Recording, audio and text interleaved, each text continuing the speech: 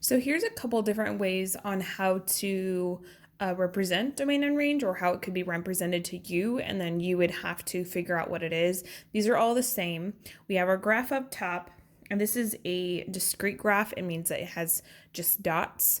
So I can list them as an ordered pair like I have here. I could put them in a table. I could put them in a mapping, which we dealt with on the first problem. And then I would go ahead and list the domain and range here. So because it's discrete, I would go ahead and list them in order with commas. I would also list them without the repeat. So the range had a repeat of 5. I would go ahead and list them out. And then usually it happens in order as well, but that's not a deal breaker. Okay, let's go ahead and look at continuous graphs. So we're going to go ahead and do example 10, which is stating the domain and range for a couple graphs here. We'll start with these two. These ones are pretty tame graphs. They're ones that you've seen before and probably have already listed the domain and range at some point in your last year's math classes. But let's go ahead and try some tricks here. So we're going to go ahead and do the domain first, which is the x's. So with the x or domain, I always like to think about boundaries. So when you think about the x, you're going from left to right. Okay, I want to know, where is my left side going? And even though it is pointing down, I don't want to think about that here because down means range, right? Down, up and down is range. So I want to think about, as my parabola is going down, what is it doing from left to right? Well, it's getting wider here. So it is gradually getting wider and wider from negative infinity to positive infinity here. Or you could write x is in all real numbers. Remember that these are not included because infinities go on forever. Or if you wanted to put it in the set notation or the interval notation, it would be negative infinity, positive infinity. Okay, so that is a bunch of different ways that you can write this domain. The range on this one, however, is adjusted. So I always like to go low to high, and then of course left to right for domain. So the range here, I'm going to put the y in there just so we have it ready. So the y is going down forever, which means it has this infinity that's going down, negative infinity. But then as it goes up, it stops at, what is that, 6. So you can write the negative infinity. It is touching this 6 here, so I know it's going to be included, and that's what it could look like. Now, typically with this kind of notation, this set notation, they don't usually write the negative infinity on there because you don't need it, right? So this could be gone if you wanted it to be, so it could just say y is less than or equal to 6.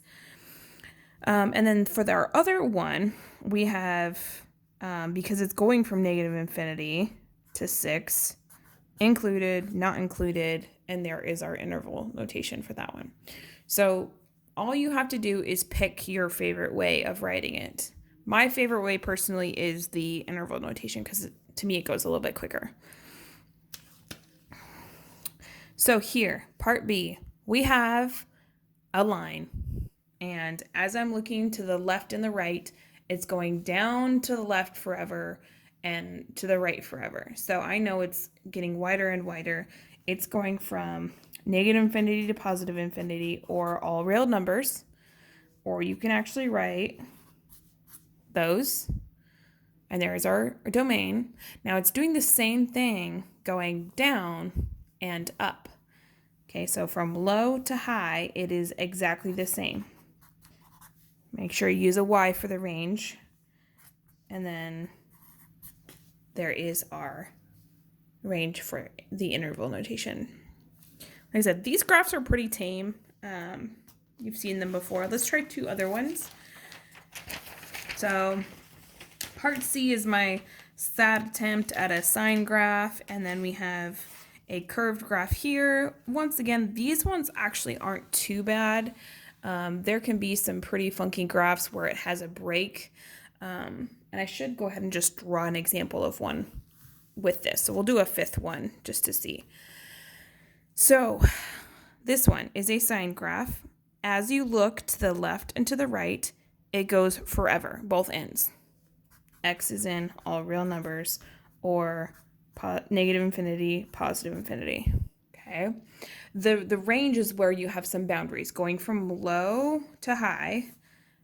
I see the lowest spot is -2 and the highest spot is 2 included. Your graph hits both those places. So I'm going -2, to +2 included, or you can write hard brackets. And you're good to go. For part D, we have this graph. I'm going to look towards the left. I'm seeing that my graph is hitting an end here on the left side.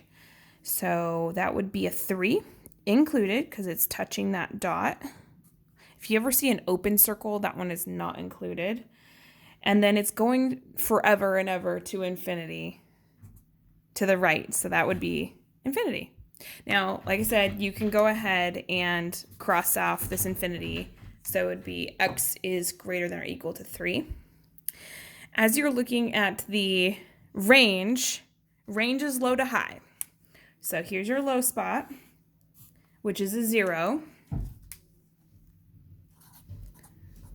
Included because it's a closed circle, and then it's gradually going up and up and up forever. So this one would also be an infinity one, but you could always cross off that part too if you wanted to be a little bit cleaner. Okay, let's write this in interval notation too. So this one, for the 3, it would be included 3 to infinity, and then this one would be 0 included to infinity.